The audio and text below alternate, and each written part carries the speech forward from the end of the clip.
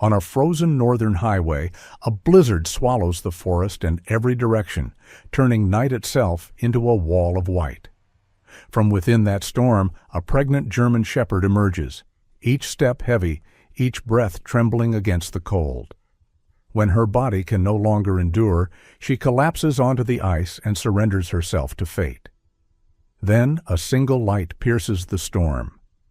A Navy SEAL sees her, pushes through the whiteout, and makes a choice that will change many lives. He offers warmth without questions, shelter without conditions, and a place for 3 small lives to be born. This is a story where rescue becomes justice, and pain is transformed into purpose. Where are you watching from? If this story moves you, please like the video, subscribe to the channel, and share your thoughts below. The storm came in without ceremony, the kind that does not announce itself with thunder, but with erasure. On Route 9 in New Hampshire's North Country, snow did not fall so much as move sideways. A white curtain pulled hard across the world until trees, guardrails, even the idea of distance dissolved. Headlights carved a narrow tunnel through the night, and beyond that tunnel there was nothing but motion and sound, the wind worrying the forest like a living thing. In the far distance, a gas station glowed faintly. 2 rectangles of yellow against the storm. So small and fragile, it looked less like shelter and more like a promise someone might forget to keep. Cade Halston drove with both hands on the wheel, shoulders squared by habit rather than tension. At 40, he carried himself with the quiet density of a man who had learned how to take up exactly the space he needed, and no more. He stood about 6'1", broad through the shoulders without looking bulky, the kind of build that suggested discipline more than vanity.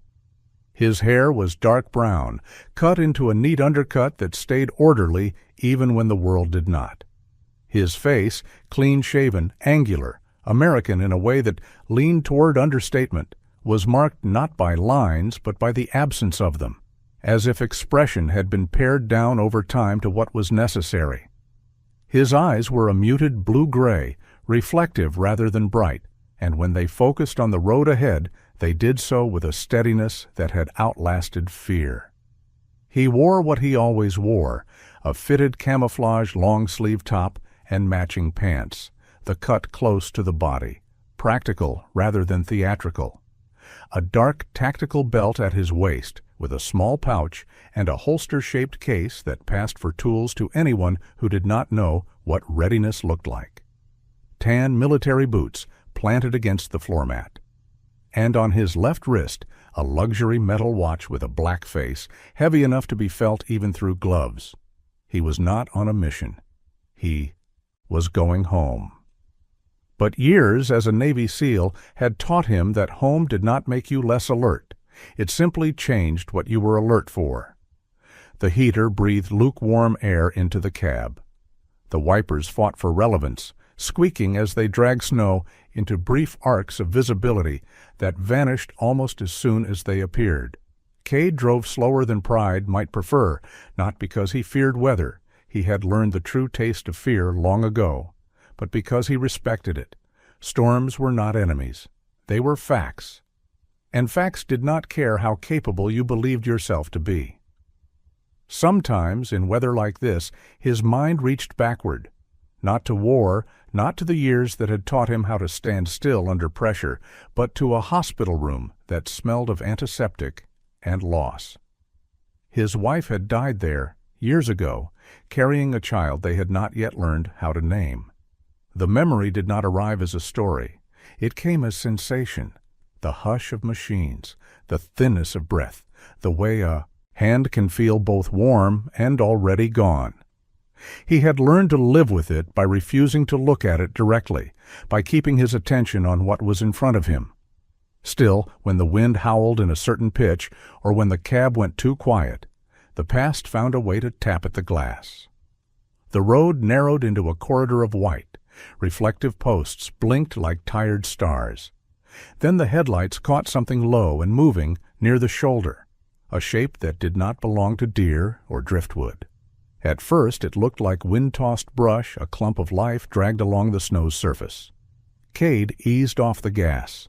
The truck's nose dipped. The tires whispered a warning over black ice. He did not slam the brakes. He did not swerve. He let the machine settle into caution the way he had learned to let his body settle into stillness. The shape shifted again. In the cone of light, a German shepherd came into focus, female by the narrower hips and the protective tension in the way her body carried itself, even in exhaustion. She was large, winter-thick, her black and tan coat matted with wet snow and grit as if the storm had tried to braid her into the landscape. She looked 4, maybe 5 years old, strong-boned but worn down, ribs hinted beneath the fur, legs trembling with a fatigue that had nothing to do with cold alone. One edge of her upright ear carried a small nick, the kind of old scar that spoke of previous defense. Around her neck, where a collar might once have sat, the fur lay flattened in a faint ring, an imprint of something that had pressed too long, too hard. Her eyes were amber-brown and deep. They did not ask for pity. They asked for results. Her belly was heavy with pregnancy. Her nails were split, raw at the tips, each step an argument between pain and necessity. She did not bark. She did not run. She simply stood there in the light, a living line between what was and what might still be possible. Cade brought the truck to a controlled stop and put it in. Park. The engine idled. He did not fling the door open. He watched. Years had taught him that the first moment after a discovery is often the most honest. The dog's nostrils flared. Her paws shifted once, bracing. It was not aggression. It was calculation. He reached into the passenger seat and pulled out his jacket, then slid from the cab into the storm. The wind slapped him immediately, the kind that steals breath and tries to keep it. Snow pelted his face, stung the exposed skin near his eyes. The red-brown of his jacket flashed briefly against the white before he lowered himself into a kneel at a safe distance, both hands visible, palms open. He did not advance. He did not speak loudly. The posture was old, one he had used with frightened civilians and frightened animals alike. Low, non-threatening. The dog's gaze tracked him with intelligence rather than panic. She glanced back at her own body, at the swell of life she carried, then back at Cade. He could see now the thin scratches along her side, the kind you get from scrambling under something sharp, the faint abrasions near her shoulders. She had been working hard for a while. Cade set the jacket down on the snow between them, not as an offering to be grabbed, but as a signal that he was willing to put something of his own at risk first. Then he leaned back slightly, giving her space to decide. The wind screamed. Snow filled his lashes. Time stretched into that strange place where trust is forged not by words, but by the absence of wrong moves. She did not move. A low sound vibrated in her chest, so soft it was almost swallowed by the storm. Not a growl meant to threaten. A warning meant to hold a boundary. Cade did not cross it. He nodded once, a small acknowledgment of her terms. A contraction rippled through her body. It was visible even in the snowlight, a tightening of the flank, a tremor that began deep and spread outward. The dog's breath hitched. For a moment, the weight of her condition seemed to tilt the world. Cade felt something old and sharp press against his ribs, the memory of a room where breath had thinned and a future had gone quiet. He did not move, but something in him did, an interior shift that had nothing to do with training and everything to do with being human. The dog took one step forward, then another. Her paws touched the jacket. She paused, ears forward, sniffing. Up close, Cade could see the exhaustion in the set of her shoulders, the way her tail held itself stiff with the last of her strength.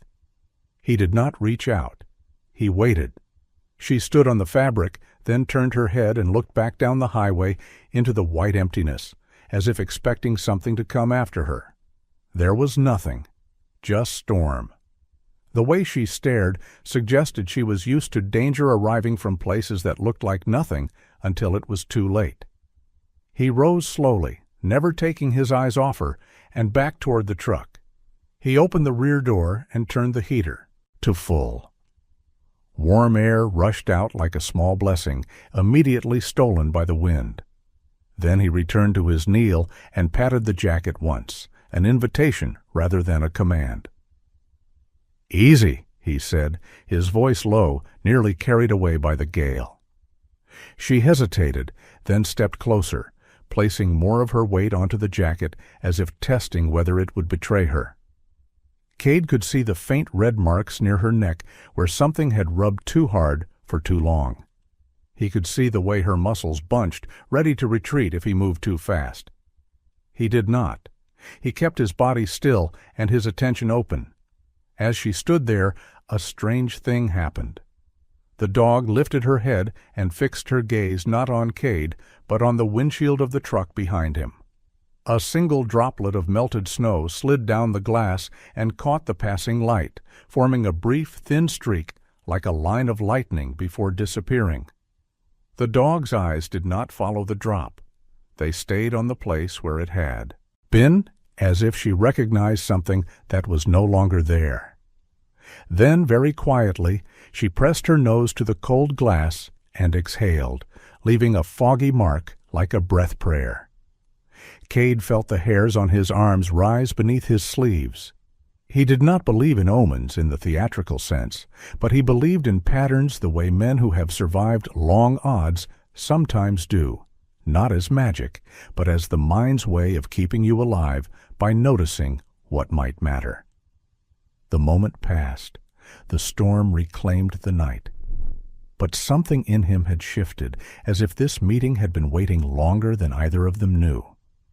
When he moved again, it was with a careful speed that did not break the fragile contract between them. He slid one arm beneath her chest, another beneath the curve of her belly, and lifted just enough to guide rather than carry. She did not snap. She did not bolt. She allowed the contact with a stillness that felt like a decision. He moved her into the truck, onto the back seat, where he had laid a folded towel, then closed the door gently. The cab filled with the smell of wet fur and cold and something else, something like relief, trying to find permission. Cade climbed into the driver's seat, hands steady, heart not. The dog turned once, then lay down, her body arranged to protect the space in front of her as if there were already something there that needed guarding. He eased the truck back onto the road, careful not to fishtail. The storm still owned Route 9, but now it carried lives that mattered. As he drove, the gas station's distant lights slipped past and vanished. Pines leaned in close, their branches heavy with snow, like old men with burdens. Cade did not aim for town. He aimed for the cabin on the hill, the place he had built for solitude, for the kind of quiet that can look like peace from a distance and feel like punishment when you live inside it. Tonight it would not be alone. Tonight the silence would have to share. He did not know where the dog had come from, who had failed her, or what name she might once have answered to. He only knew this. On a white road where the world tried to erase everything, a mother had refused to vanish. And a soldier had stopped long enough to let that refusal change the shape of his night. Morning did not arrive so much as it was uncovered. The storm had spent itself in the night, and what remained was a clean, cold light that made every surface look newly named. Cade Halston stood at the cabin's front window, steam from his coffee, lifting like a small flag of survival, and watched the valley reappear. Snow lay in disciplined lines along the pines. The road he had driven in darkness was now a pale ribbon between trees. The world had learned how to be still again. Inside, warmth moved quietly through the rooms, tentative at first, as if unsure it was allowed to stay. He had slept in the chair by the stove, boots still on, body trained to rest in fragments. When he woke, the first thing he did was listen. Not for the wind, he knew that song, but for a breath that did not belong to him. It came from the corner near the hearth, a low, steady sound that rose and fell with the patience of a creature that had spent the night bargaining with cold and won. The dog lay on a folded blanket he had pulled from the hall closet. Up close, in the forgiving light of morning, she looked less like a silhouette carved from weather and more like what she was.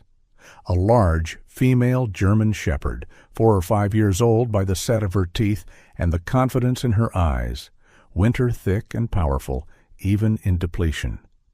Her black and tan coat still held the night in it. Meltwater beaded along the guard hairs, darkening the fur until it shone. One ear bore a small nick at the tip, old and clean, the sort of scar that told a story without telling it loudly. Around her neck, the fur lay flattened in a pale ring where something had pressed too long. Her nails were split at the ends, raw crescents that spoke of miles over ice. Her belly, rounded and heavy, lifted with each breath. She did not lift her head when Cade shifted. She watched him with amber eyes that were awake before the rest of her. Cade moved as if the air were fragile. He knelt a few feet away and extended the yaihyo towel he had warmed near the stove. "Easy," he murmured, not because he thought the word would perform a miracle, but because it named the intention. She sniffed, accepted the contact, and allowed him to brush snow from the fur along her shoulders. The skin there was warm, the heat of a body that had not given up. He did not try to touch her belly.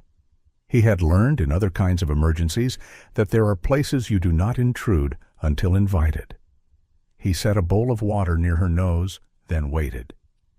She drank cautiously, pausing between swallows as if measuring how much of the world she could afford to trust. When she finished, she licked the rim once, then placed her chin back on the blanket and closed her eyes, not in surrender, but in the careful way a sentry rests while keeping one ear on the horizon.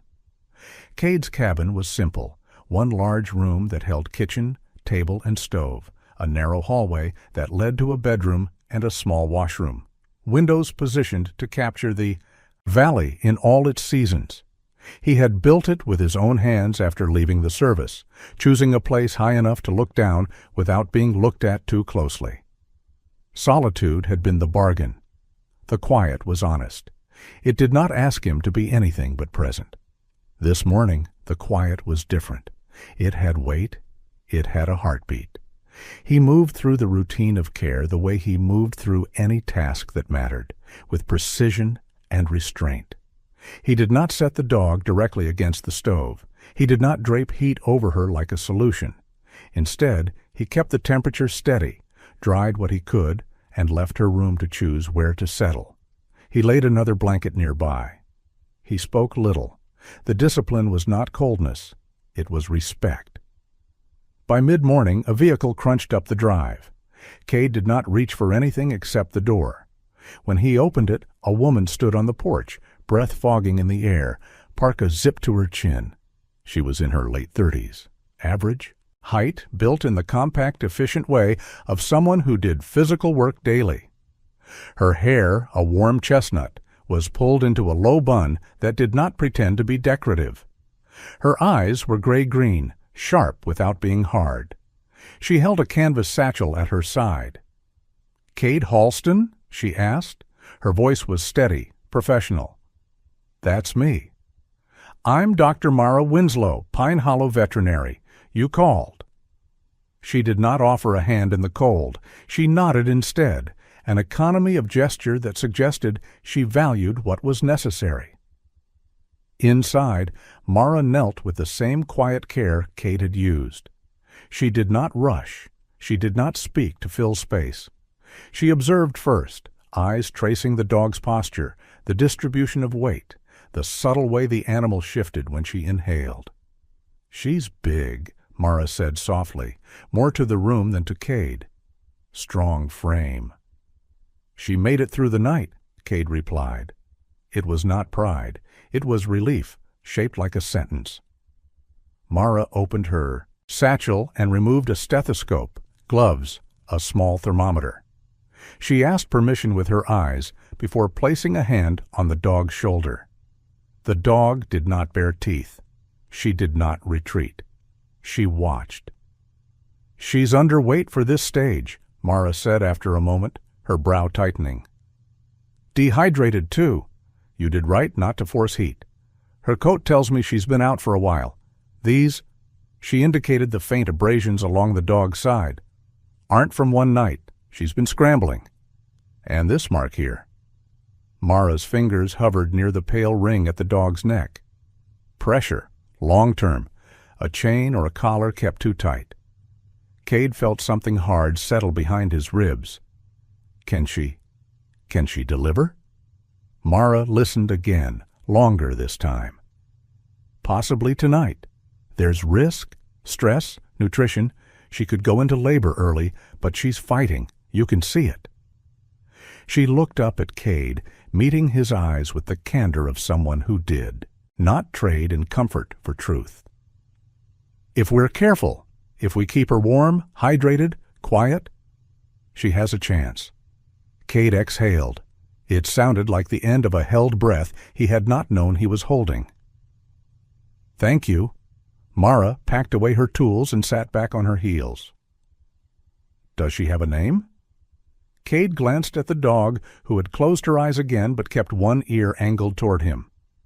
"Not that I know." He said the name almost without thinking. "Iris." Mara tilted her head. "Like the flower?" "Like what grows after the storm," he said. He did not explain further. He did not have to. For a while, the cabin held 3 living beings and the gentle, necessary work of keeping one of them safe. Mara showed him how to check the dog's gums for hydration, how to offer small amounts of water, how to watch for the signs that would mean labor had begun. She spoke in the language of someone who trusted the body's intelligence but respected its limits. When she finished, she shouldered her satchel and moved toward the door. "I'll come back if you need me," she said. "Day or night." "Thank you," Cade repeated. This time it carried the weight of something he had almost forgotten how to give. After she left, the quiet returned, altered by what it now held. Cade cleaned the bowl, folded the towel, and sat on the floor a few feet from the dog, back against the wall. He did not scroll. He did not pace. He let the day be what it was. He spoke the name once more, softly. Iris. Her eyes opened. They met his, not with gratitude, with acknowledgement, a contract of sorts, unspoken and exacting. Near midday, something changed. Iris rose with a deliberateness that was not pain, not alarm, but purpose. She crossed the room in a straight line to the far corner, where a narrow rug lay beneath a small side table. She sniffed once, then began to scratch, lightly, insistently, at the floorboards. Cade stood uncertain. He had cleaned that corner. He had. More than once. There was nothing there. He knelt beside her, lifted the edge of the rug, and felt his breath leave him. The floorboard beneath was not flush. He pried it up with his fingers and uncovered a shallow recess, a storage space he had sealed years ago. Inside lay a small wooden box. He knew it before he opened it. The hinges creaked the way old things do when they are asked to speak. Inside were items he had not touched since the hospital, a knitted cap no larger than his palm, a hospital bracelet yellowed at the edges, a folded card with a pressed flower. The world narrowed to a single, precise ache. Iris stood beside him, her flank against his arm, her presence not demanding anything, simply there. It felt in that moment as if the past had been called forward not to wound him again, but to be seen and allowed to rest. Cade closed the box. He did not put it back. He did not move it far. He placed it on the table where the light could touch it. The day resumed, but it did so in a new register, as if the cabin itself had taken a deeper breath. The afternoon passed in quiet increments. Snow slid from the roof in small avalanches.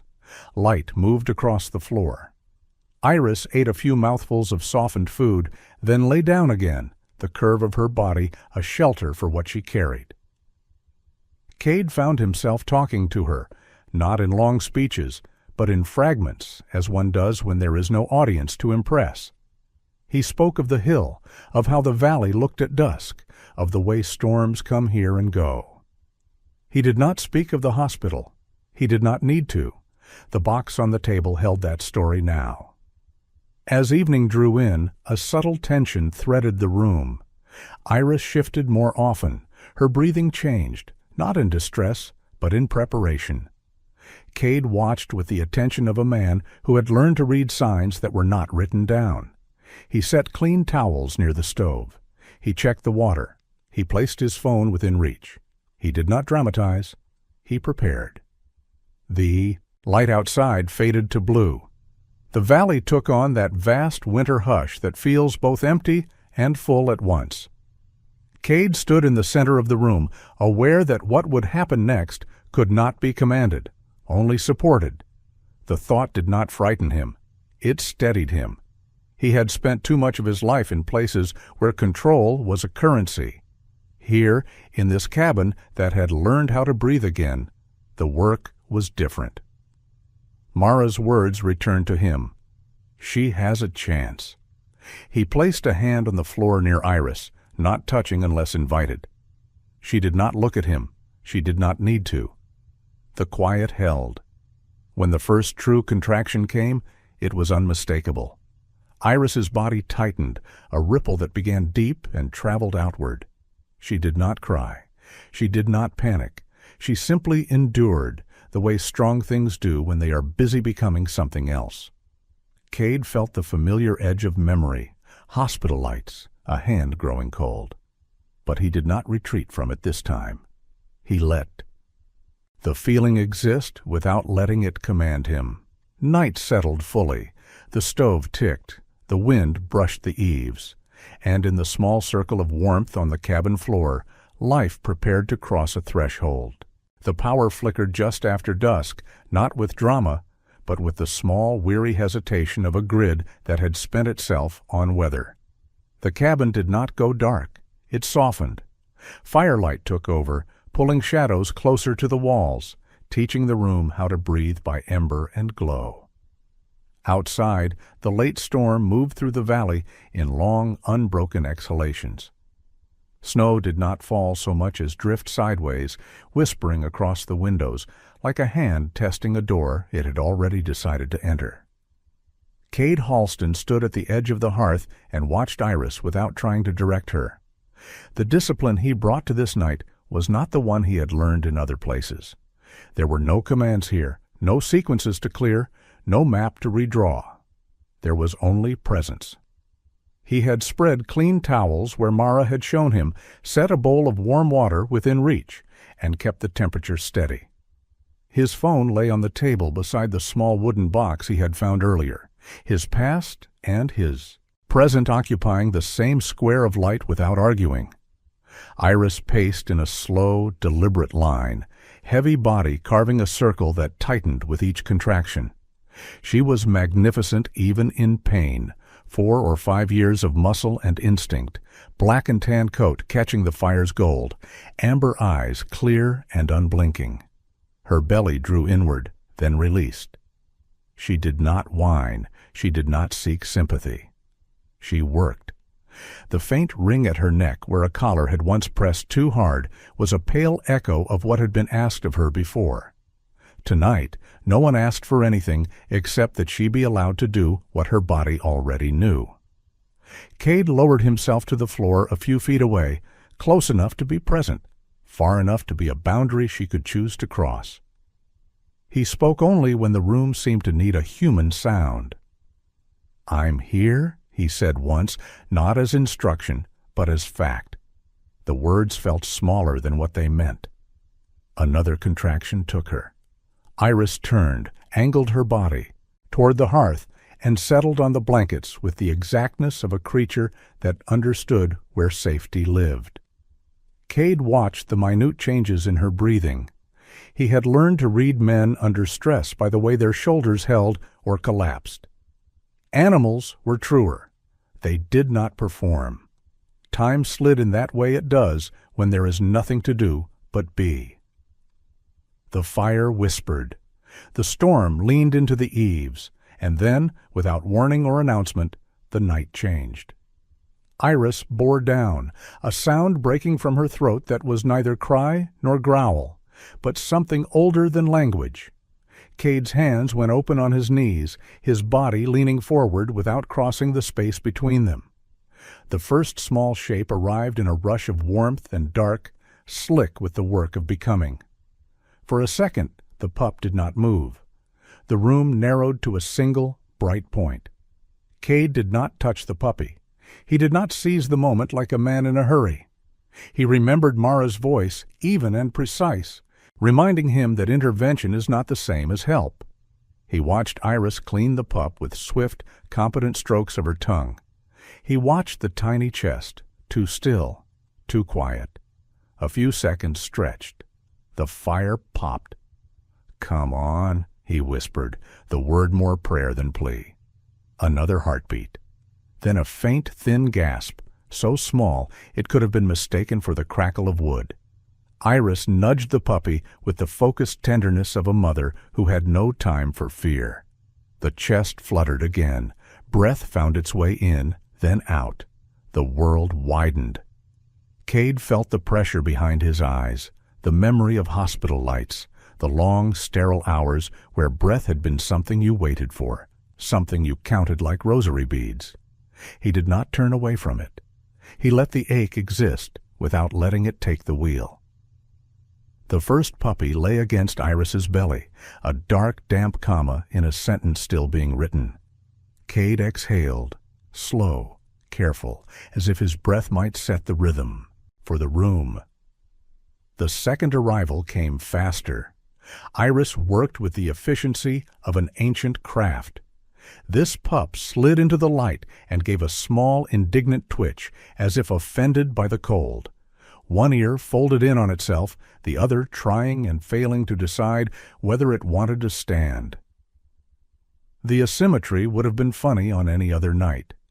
Cade's mouth lifted despite himself.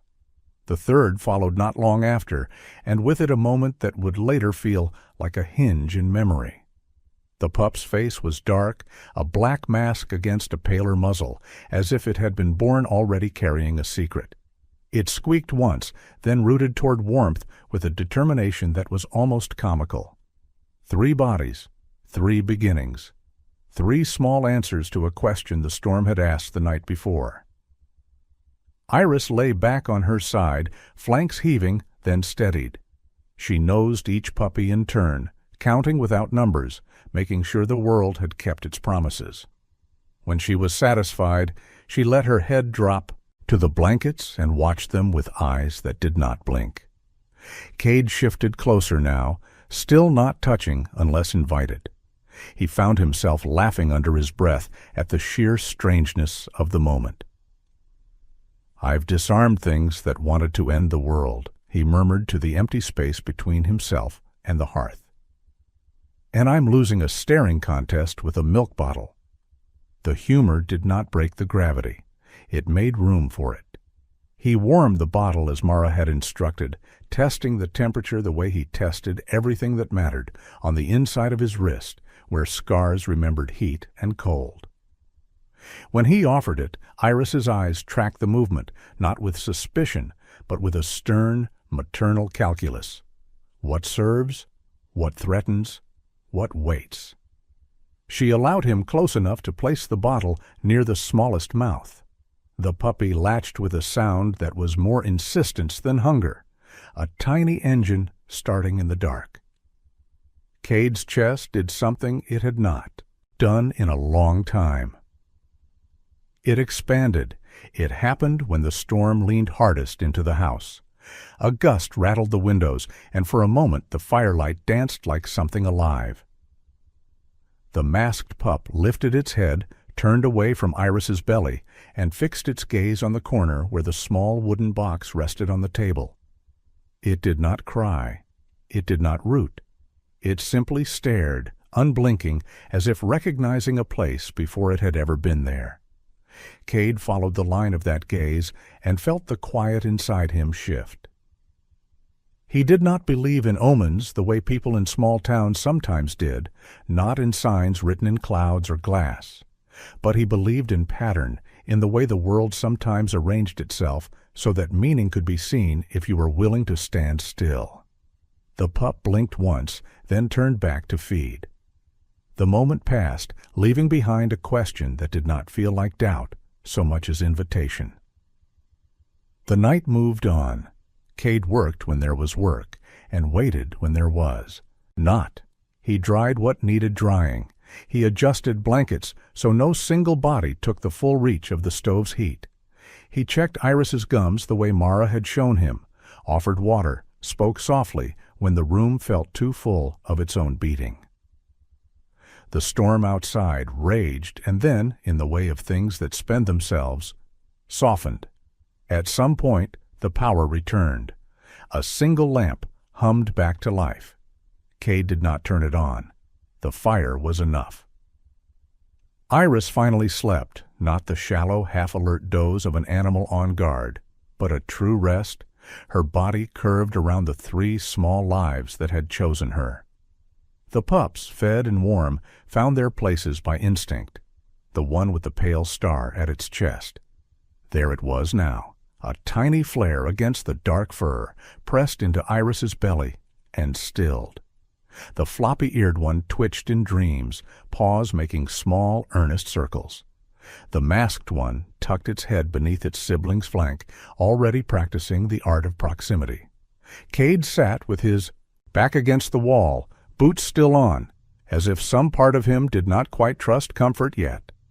He did not reach for the phone. He did not measure the future. He let the present be what it was, a room that had once been built to keep everyone out, now holding 3 small hearts that did not care about his history, only his steadiness. He thought, not for the first time that night, of the box on the table, of the hospital bracelet with a name that would never be spoken aloud again in this house, of the pressed flower that had once meant everything and then had meant too much to touch. The ache did not leave. It did not have to. Pain, he was learning, did not demand erasure to make space for something else. It could be carried and still leave a hand free. The storm's last gusts slid past the windows. The valley beyond the glass held its breath.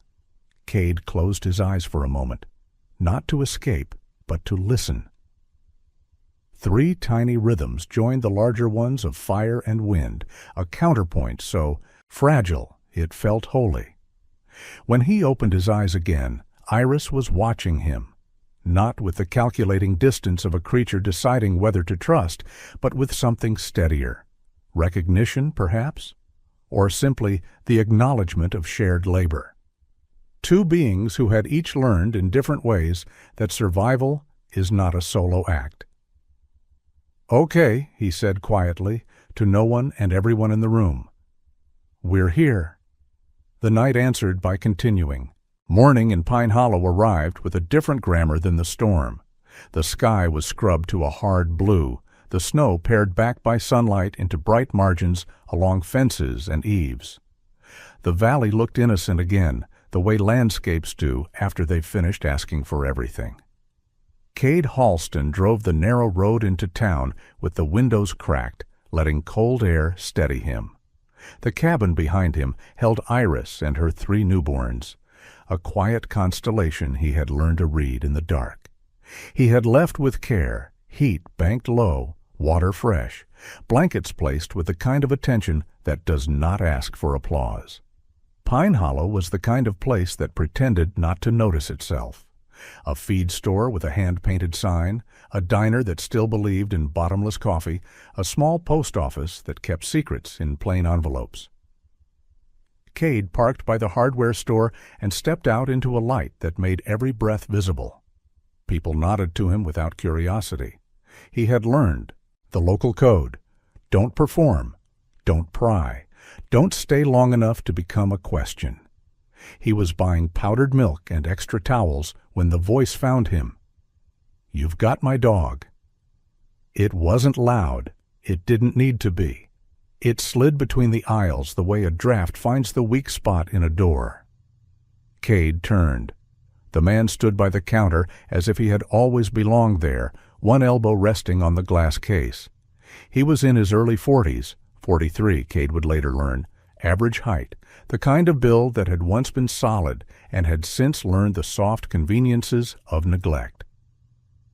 His hair was a pale, thinning brown, combed straight back in a way that suggested effort. Stubble darkened his jaw, not as fashion, but as habit. His eyes were light hazel, quick, practiced at reading rooms and people. He wore a dark coat that was too clean for winter work, the collar turned up not against the cold, but as a posture. "Name's Lyle Merrick," he said. He smiled without using. His eyes. "I heard you picked up a German Shepherd out on Route 9. Cade felt the room shift, not into danger exactly, into scrutiny. He did not raise his voice. He did not pretend surprise. "I helped a dog in a storm." Lyle's smile thinned. "You took my property." The word landed like a verdict. "I don't deal in property," Cade said. "I deal in living things." Lyle's eyes flicked once toward the door, then back. "I don't care what you call it. She's mine. I've got papers." He tapped the counter with one finger, the gesture small and precise. "You don't want this to get complicated." The cashier, a young man with a flannel shirt and a face that had not yet learned how to hide from conflict, looked between them, then busied himself with a receipt that did not need printing. Cade held Lyle's gaze. "If you're claiming ownership, you can go through the proper channels." "Civil channels are fine by me," Lyle said, almost cheerfully. "Possession is 9/10, but it isn't the law. I can file, make it messy. Or—" He leaned closer, the faint scent of something sharp under cologne. "We can make it easy. I'm not unreasonable. I can help with expenses. For the trouble." It wasn't a ransom. It was worse. It was an offer built to look like civility.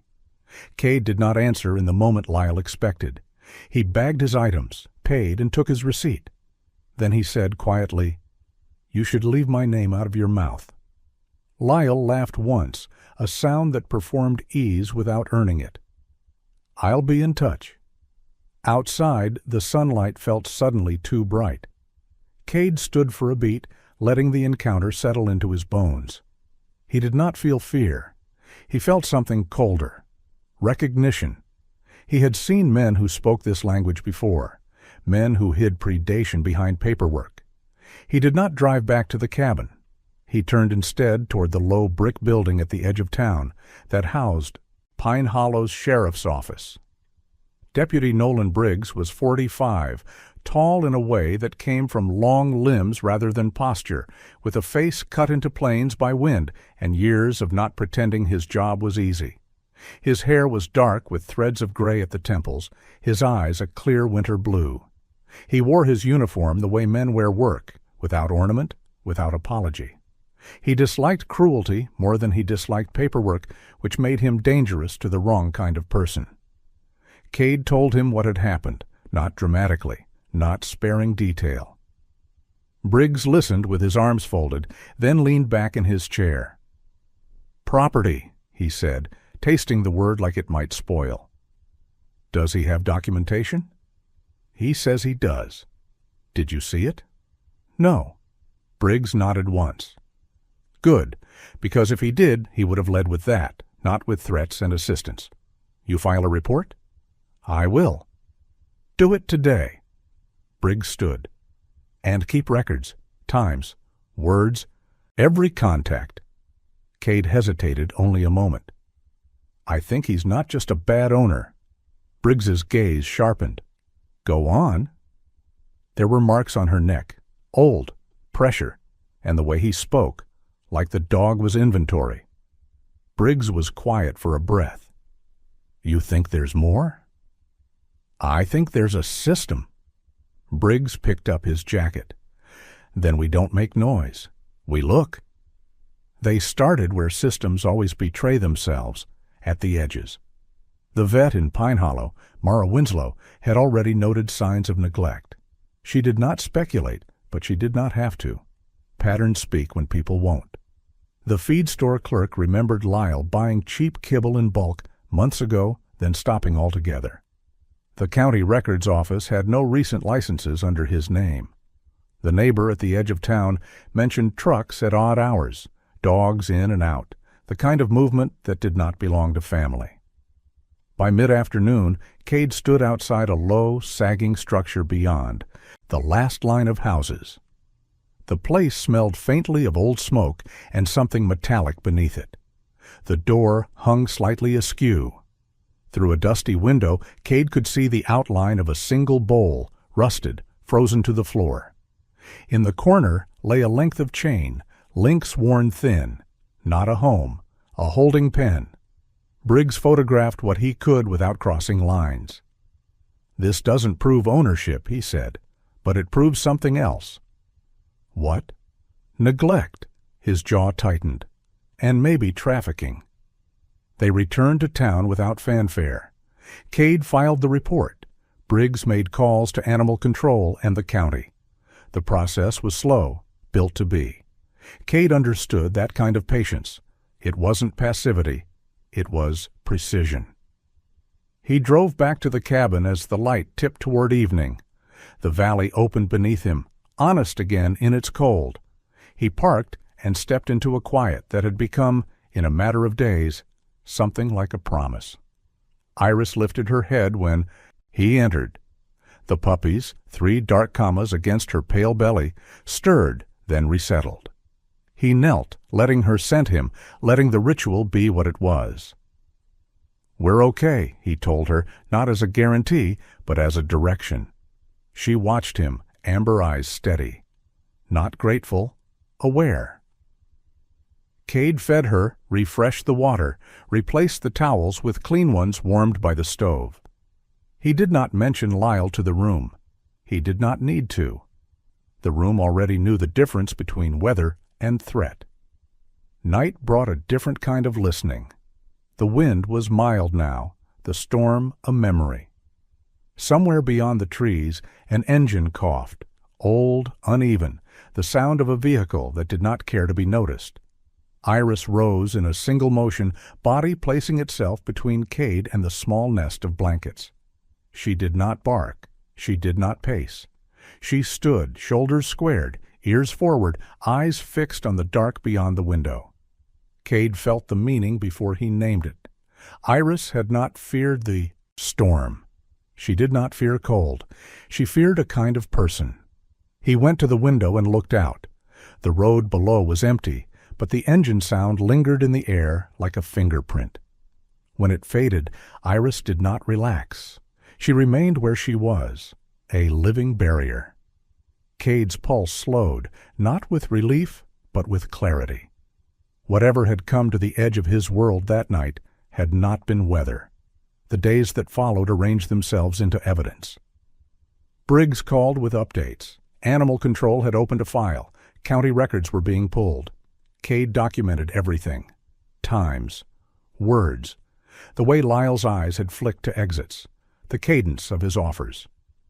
He drove back to the edge of town with a camera and took photos from the public road, the sagging fence, the broken gate, the empty bowl.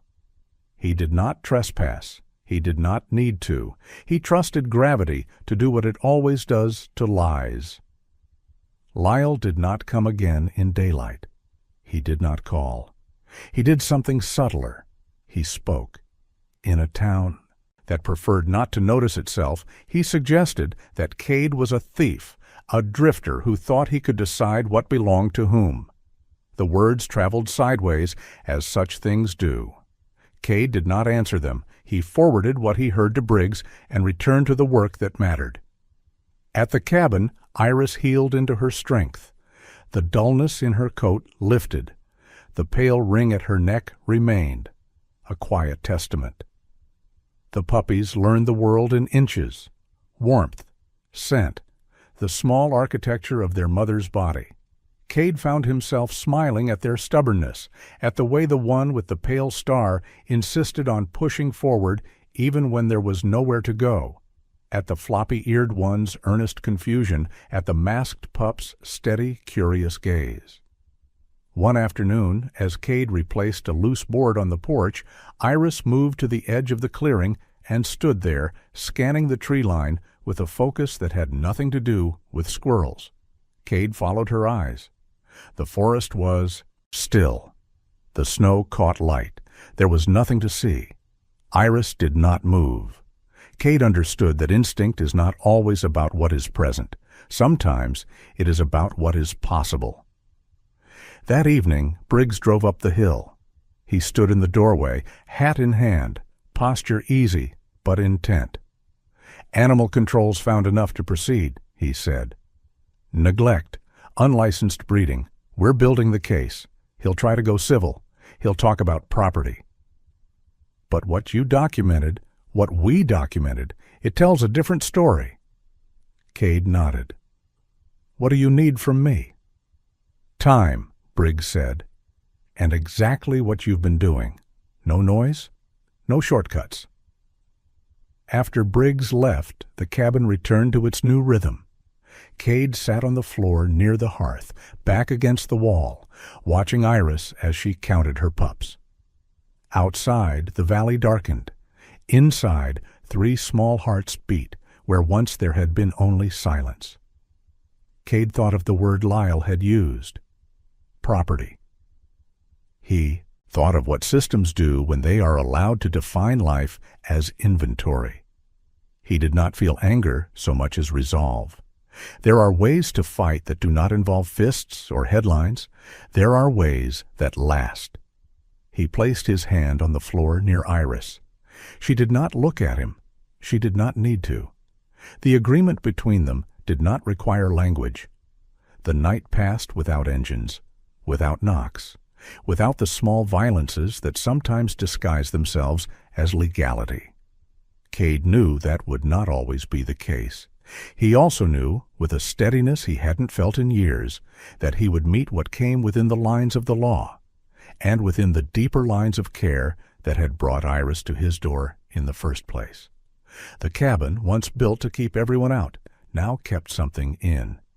And Cade, who had spent a lifetime moving through thresholds, chose this one. Cold sun washed the pines until they looked newly minted, each needle a thin blade of light. The valley no longer felt like a place that had survived a storm. It felt like a place that was pretending the storm had never happened. Cade Halston moved through those bright days with a different discipline, not the discipline of waiting, but of building. He had learned long ago that truth rarely arrives the way movies promise. It comes as weight, documents, dates, numbers that hold long after voices fade. He began where the law listens best, what can be seen, measured, verified. He photographed the faint indentation at Iris's neck where a chain had once bitten into skin, a pale ring that would never quite go away. He logged her weight, the steady climb from depletion toward health. He recorded the veterinary notes Dr. Mara Winslow had written in her precise hand. Malnourishment, dehydration, stress indicators consistent with prolonged confinement, pregnancy at risk due to neglect.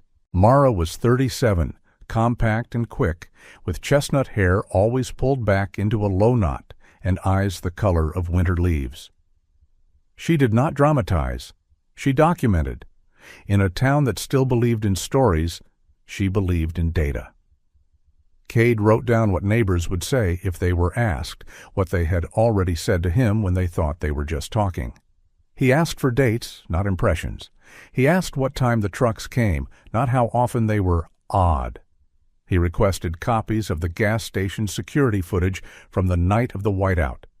The owner, a broad-shouldered man with a beard like a frost fence and a habit of kindness that embarrassed him, helped without commentary.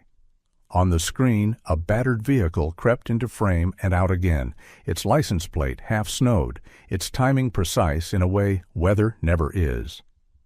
Deputy Nolan Briggs folded each piece into a case that grew not in drama, but in density. Briggs did not raise his voice when he worked. He raised standards. 45, tall and spare, with winter blue eyes that had learned to separate fatigue from surrender, he read everything twice. When Cade brought him the photos, Briggs did not nod until the end. "We don't need to be louder than the facts," he said. "We need to be patient enough." The warrant came when enough patients had been converted into proof. They went to Lyle Merrick's place on a morning so clean it felt almost impolite.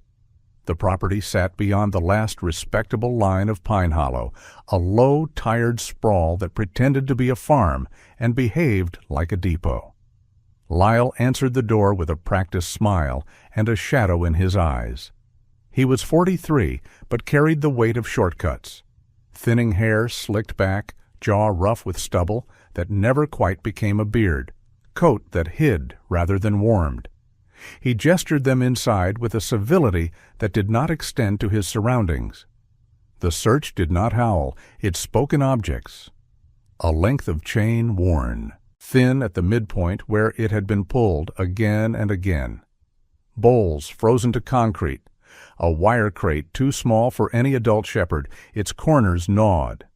A ledger, not of names, but of litters, dates, numbers, prices in a neat hand that made suffering look organized.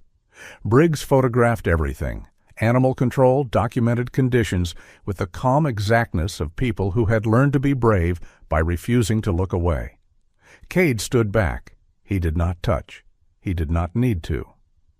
The evidence arranged itself into a language he recognized, the grammar of systems that treat bodies as inventory. Lyle talked while they worked, alternating between outrage and wounded innocence. He said words like property and business and misunderstanding. He did not say water or heat or care. When the last photograph was taken, Briggs thanked him for his cooperation as if it were a fact rather than a performance. Back at the cabin, the work of building a case gave way to the work of keeping a home. Iris lay in a sunstripe by the hearth, her coat now thick with winter health, her amber eyes alert but no longer hollowed by hunger. The puppies had begun to find their feet. The one with the pale star on its chest pushed forward as if the world were a puzzle it meant to solve. The floppy-eared one followed light like a promise. The dark masked pup watched before it moved, absorbing the room with a seriousness that felt older than its days. Cade smiled at them with a softness that surprised him. He hadn't known, when he stopped on Route 9, that life would arrive not as a rescue, but as a rehearsal for living again. He learned to keep his boots just out of reach of small teeth. He learned the particular comedy of a kitchen where a man who had disarmed ordnance could be undone by a bottle warmer. It was in those small, ordinary defeats that something inside him loosened. The town noticed. Pine Hollow had a way of noticing without declaring. Conversations paused when Cade entered the diner. Eyes followed him, not unkindly, but with the curiosity reserved for people who disrupt familiar narratives. Lyle's version traveled faster than truth ever does. Online boards lit with insinuation, outsider, thief, vigilante. Some believed it, some did not. The community did what communities often do when a mirror is held up to them. It divided along lines that had been there all along. Cade did not answer posts. He answered only Briggs's calls and Mara's texts. Evidence, Briggs reminded him, does not care who is louder. It only cares who is right. Midweek, Mara came by to check Iris and the pups. She knelt on the cabin floor, movements efficient, voice gentle. "Her weight's up," she said. "Milk is strong. Stress markers are down." She glanced at Cade, then back to Iris. "You're doing this right." "I'm doing it with help." Mara smiled the way people do when they recognize a truth that has been hard won. That still counts. That afternoon, when the light tilted gold and the air went still in the way that makes even birds listen, Iris rose and walked to the back fence. Cade followed, expecting nothing more than another scan of the woods. Instead, she began to paw at the snow with a focus that was not curiosity, but insistence.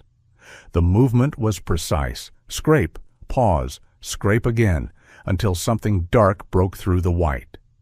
Cade crouched. A fragment of metal lay half buried, its surface etched with a faint industrial lettering. The first letters of a name that matched the ledger they had photographed that morning. Not magic. Memory. Survival written into muscle. Cade felt the ground tilt beneath the simplicity of it. Iris had not just escaped a place. She had carried it with her, a map of danger she was finally ready to release. He photographed the fragment, bagged it, logged the location. When Briggs arrived that evening, he studied it under the cabin light.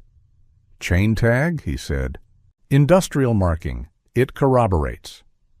"Corroborates what we already know," Cade said. Briggs met his eyes. "Corroborates for a judge." The smear campaign intensified. Lyle's posts took on a note of performance, sad emojis, appeals to fairness, the insistence that a man with a cabin and a uniform background could not possibly understand business. A few townspeople began to repeat it in person. One at the diner told Cade he should do the right thing and give the dog back. Cade paid for his coffee and left without argument. He had learned in places far from Pine Hollow that justice does not improve when you shout at it. At night, when the valley turned its lights into a quiet constellation, Cade sat on the floor and watched Iris count her pups. He thought of the word Lyle had used, property, and of the ledger that had tried to make life into columns. He thought, too, of the whiteout, of the moment when he had placed his coat on the road like a truce flag and stepped back. He had not rescued Iris by force. He had offered space and waited for choice. That, more than anything, was what had begun to heal him.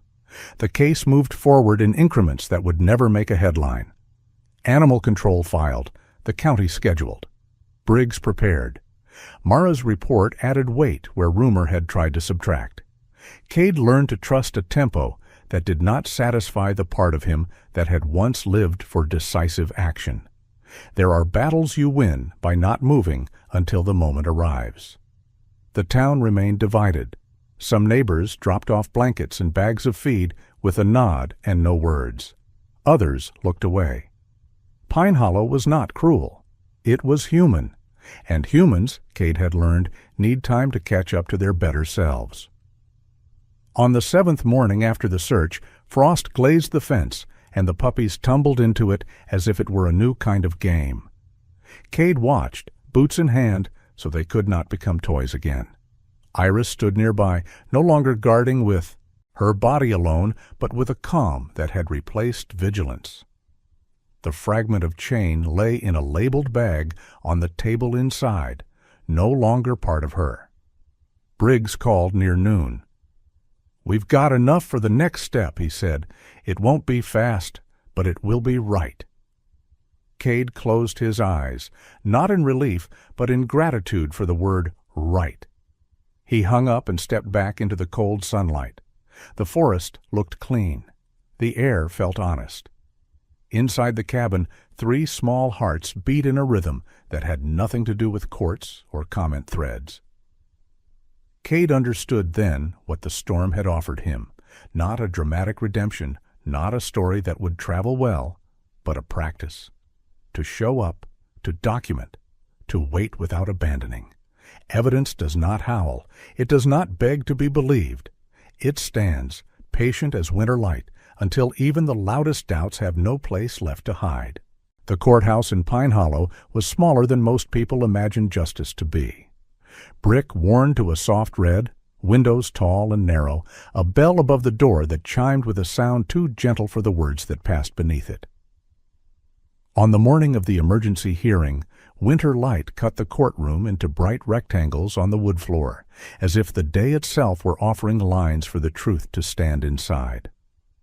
Cade Halston arrived early. He wore the same quiet he always did. Posture straight, jaw clean-shaven, dark hair cut close in a tidy undercut, eyes the color of a cold lake. He did not sit until he had placed Iris's veterinary file on the bench in front of him and aligned the photographs so their edges were clean. There are men who prepare for battle by rehearsing what they will say. Cade prepared by making sure what he carried could speak without him.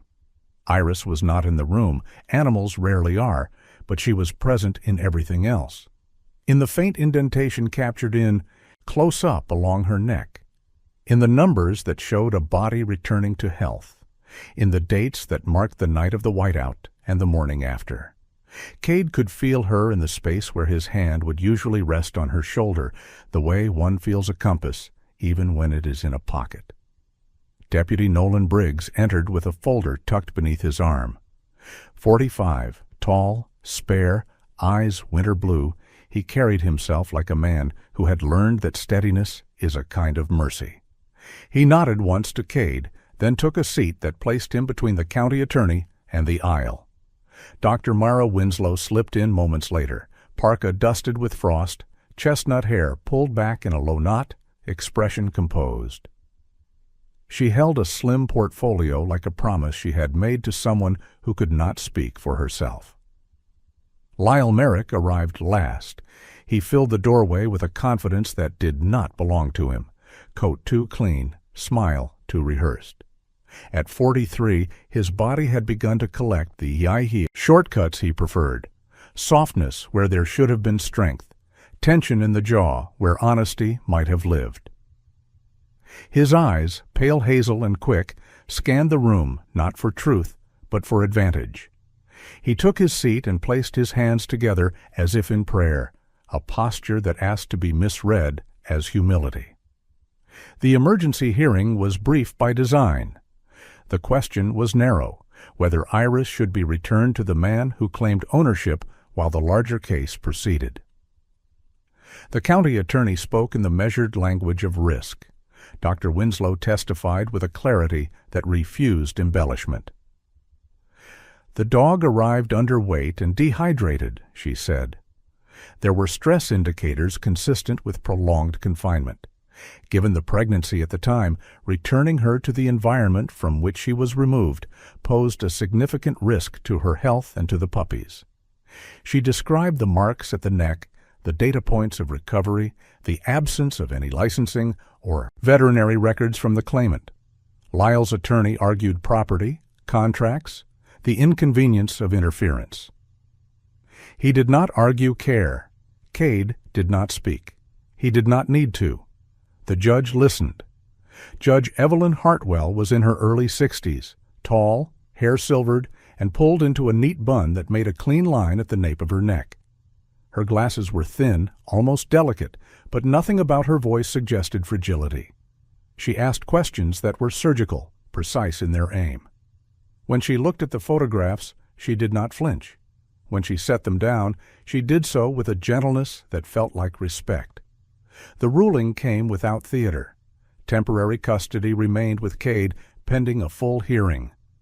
Contact between Lyle and the dog was prohibited.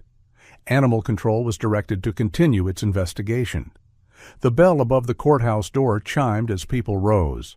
Outside, winter light caught in the bare branches like glass in water. Lyle exited first, his jaw tight, his smile gone. He did not look at Cade. Cade watched him go with a calm that surprised even himself. He did not feel victory. He felt something closer to alignment. Weeks passed in the way weeks do when something important is happening somewhere you cannot see. The town did not return to itself overnight. Some people kept their distance. Others brought casseroles they pretended were just extra. Cade continued to document. Briggs continued to build. Mara continued to measure and record. The puppies grew. Their differences sharpened into personalities, the pale-starred one persistent and curious, the floppy-eared one earnest and affectionate, the dark-masked pup observant, choosing when to enter a moment rather than rushing it. Iris watched them with a composure that felt like a quiet oath. She no longer flinched at the sound of vehicles. She did not patrol the windows at night, but when Cade opened the back door, she followed him out and stood with him, two silhouettes against a valley that had begun to hold the promise of spring. The full hearing was scheduled for a morning when the sky was a pale, forgiving blue. The courtroom filled this time. Pine Hollow had decided it wanted to see itself in this story. The same rectangles of light lay across the floor, but now they were joined by the weight of attention. The county attorney laid out the evidence as if assembling a bridge. Veterinary reports, photographs, the chain tag Iris had unearthed at the fence, gas station footage from the night of the storm, neighbor statements, the ledger seized at Lyle's property. Each piece connected to the next.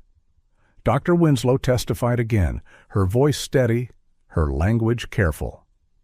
Deputy Briggs described the search and the conditions found: chains worn thin by use, bowls frozen to concrete, cages too small, records that reduced lives to numbers. He did not editorialize. He did not need to. Lyle took the stand. He spoke of business and misunderstanding. He spoke of property and rights. He did not speak of water. He did not speak of warmth. He did not speak of what it means to be responsible for a living body that trusts you. Cade was called only once. He stood, shoulders squared, eyes level. He described the night on Route 9, the whiteout, the way he had placed his coat on the road, and stepped back.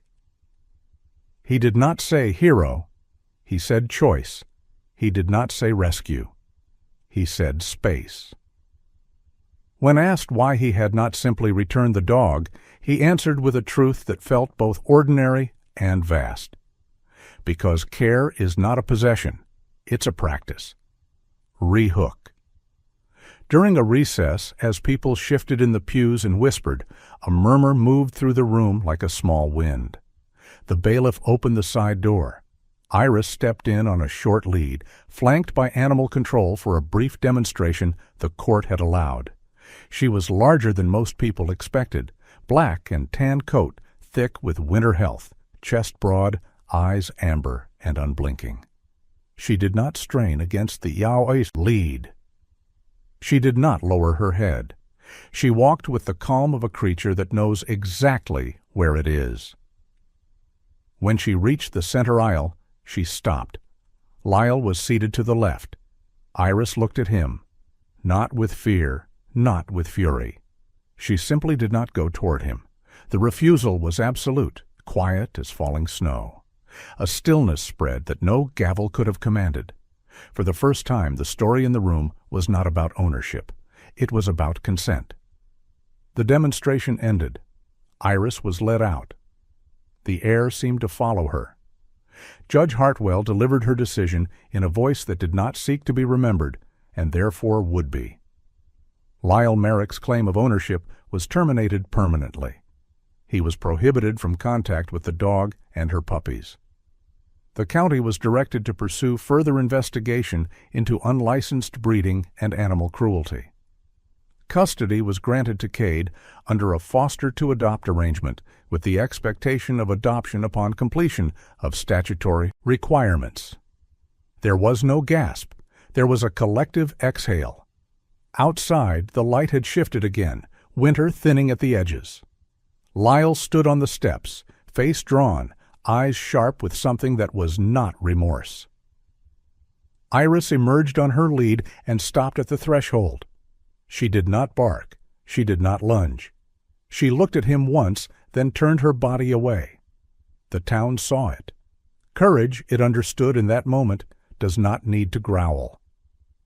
Cade did not feel triumph.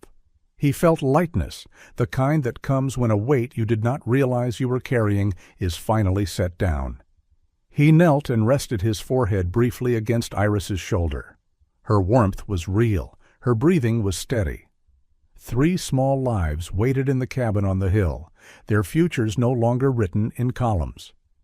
As they drove back through Pine Hollow, people nodded. Some smiled, some simply watched. The town was learning, in its own human time, what it meant to choose care over convenience. At the cabin, Cade opened the door and the puppies tumbled forward, clumsy joy made of fur and paws.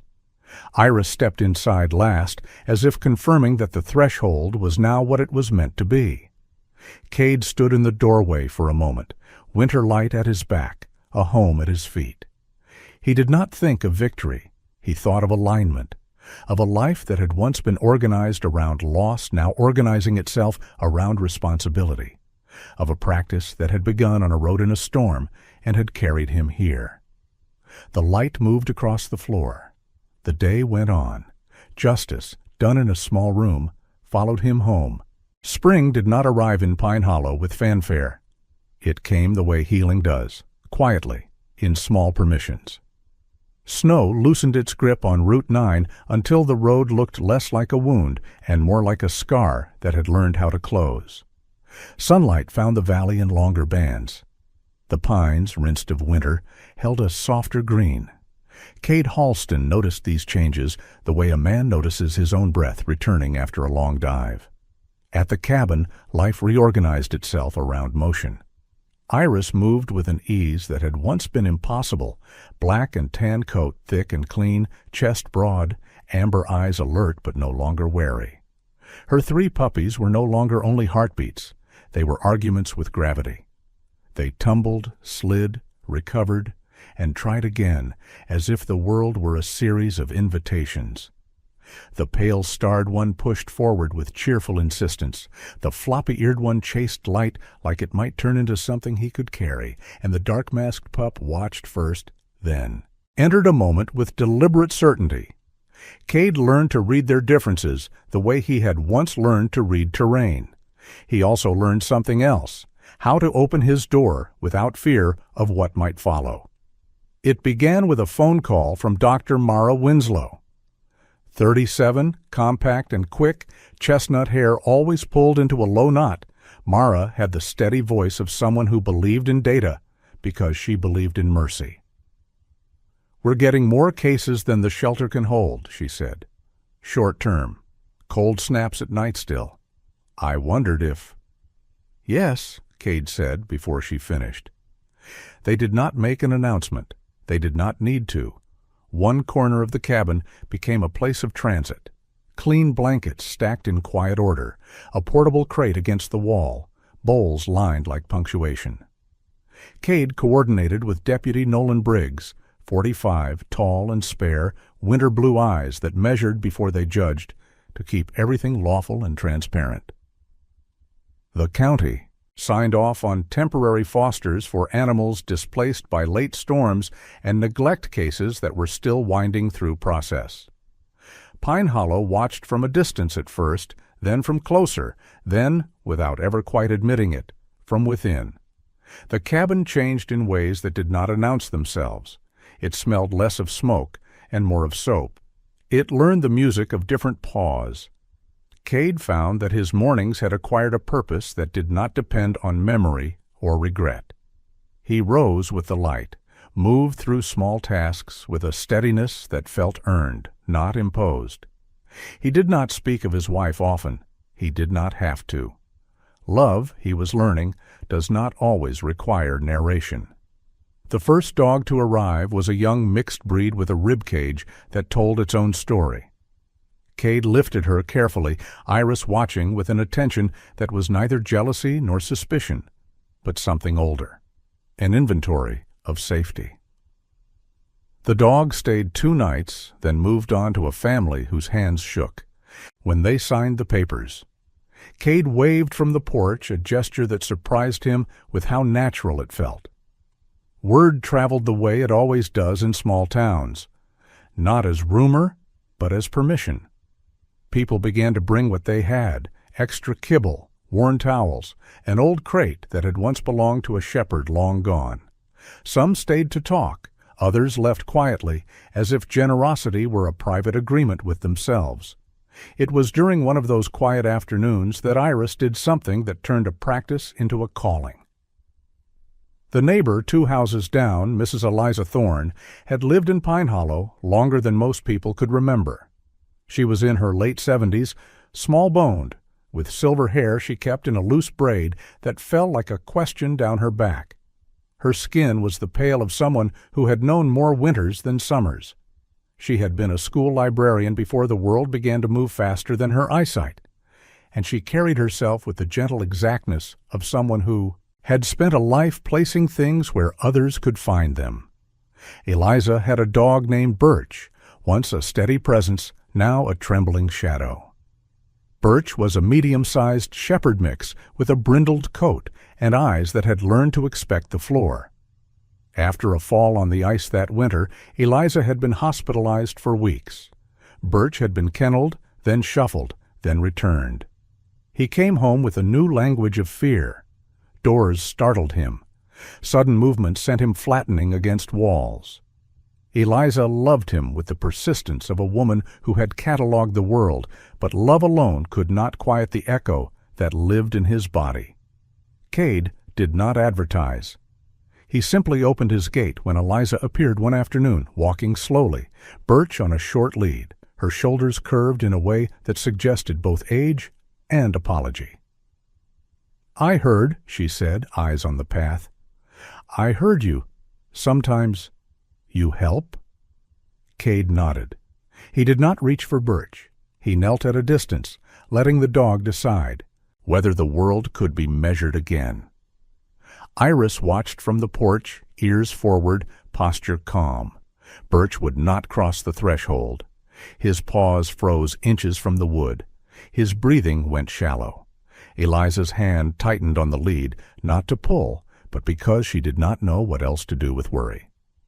Cade did not speak. He did something simpler. He sat where he was and waited. Rehook. Iris stepped down from the porch. Not quickly. Not with authority. She approached Birch in a slow arc that offered no corners for fear to hide in. She did not lower her head. She did not invade. She stopped at a distance that respected the invisible boundary Birch had drawn around himself. Then she did something Cade had never seen her do. She shifted her weight and leaned just slightly so that her shoulder was no longer squared to the world but angled toward Birch, creating a living brace between him and the open space behind. It was a gesture as old as animals and as precise as any training. Anchor. Birch's breathing did not slow at once. It stuttered, then found a new rhythm. He took a step. Iris did not move. He took another. When his nose touched her shoulder, Iris did not flinch. She simply stayed. The world, which had been too large, became the size of two bodies sharing a single calm. Eliza's hand trembled at her side. She covered her mouth, not to hold back tears, but because she did not trust the moment not to break if she breathed too loudly. They did not make a spectacle of it. Birch followed Iris inside. He did not explore. He stood where Iris stood. When she lay down, he lay at a careful distance, as if still asking permission to be safe. Cade brought water. He did not rush. The cabin held them the way it had learned to hold everything that came through its door, without judgment, without demand. Birch stayed the afternoon, then the evening, then the night. By morning, he had eaten. By noon, he had lifted his head when a spoon clinked in a bowl. Eliza sat in the armchair with her hands folded, watching as if witnessing a language she had not known existed. When she stood to leave, Birch followed her to the door and paused, then looked back at Iris once, a question and an answer in the same glance. "He remembers how to be here," Eliza said. Her voice did not shake. "He just forgot." From that day, the cabin was no longer only a place of passage. It was a place of return. Cade did not call it anything. Pine Hollow did. Someone said lighthouse in a comment that was not meant to be shared beyond a kitchen table. The word stayed, not because it was poetic, but because it was accurate. A lighthouse does not move. It does not chase storms. It stands where it is and lets those who are lost decide whether they want to find their way by it. Cade hung 2 photographs on the wall near the hearth. One was of his wife, taken years ago in a hospital corridor that smelled faintly of disinfectant and hope, her smile tired and luminous. The other was of Iris on Route 9, snow thick on her back, eyes clear in the whiteout. He did not place them to compare. He placed them to remember a truth he had learned too late and just in time. Courage wears many uniforms. The puppies grew into their names Cade had not rushed to give them. He let their natures speak first. The pale-starred one became north for the way he insisted on finding direction. The floppy-eared one became echo for how he followed every sound, like a promise. The dark-masked pup became slate for the quiet steadiness that suggested a surface the world could write on and be changed by. As spring deepened, people came and went. A woman from the far side of town brought a box of collars she had stitched herself, each one imperfect and unmistakably loved. A man who had never owned a dog stopped by with a bag of feed and left without explaining why. Briggs came by once with a thermos and stayed to watch Iris and the pups wrestle in the yard. "You know," he said, not looking at Cade, "places don't become what they are by accident." At dusk, when the light tilted gold and the valley exhaled, Cade stood on the porch with Iris at his side. The road below was quiet. Route 9 no longer felt like a memory he had to survive. It felt like a line he had crossed and would cross again when the world asked him to choose. He did not feel finished, he felt faithful. That night, as the cabin settled into its soft, human-animal breathing, Cade lay on the floor with his back against the wall, the puppies arranged in a warm, ridiculous constellation around him. Iris rested where she could see them all. He thought of the night in the storm, of the coat on the road, of the step back that had been the first step forward. He understood now what had changed him was not the act itself, but what he had done with it. He had let one moment of mercy become a way of living. In the morning, Eliza returned with Birch, who trotted into the yard with a confidence that belonged to him again. Iris met him at the gate, shoulder angled, anchor offered. Birch did not need it this time. He simply walked in. Cade watched from the porch, winter light long gone, spring doing its quiet work. He did not think of endings.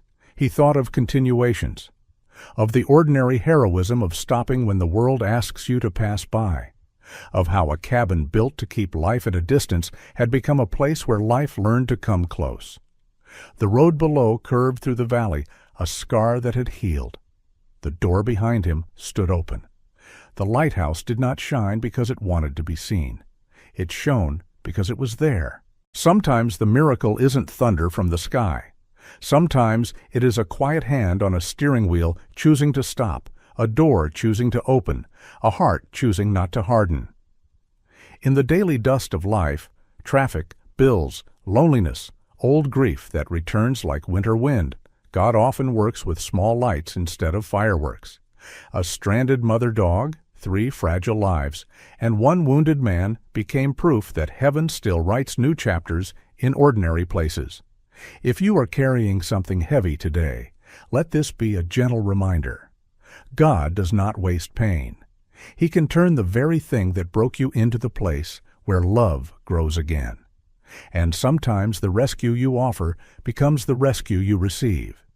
If this story touched you, share the moment that held your heart the longest. Tell us where you're watching from and what you've learned about second chances. Leave a comment so this can become a place where people, and the ones they love, feel less alone. And if you want more, stories of loyalty, redemption, and quiet miracles, subscribe to the channel and stay with us. May God bless you and your home, steady your steps, and send you the right help at the right time. May He guard your loved ones, heal what is hurting, and place a small, faithful light in your path, today and every day.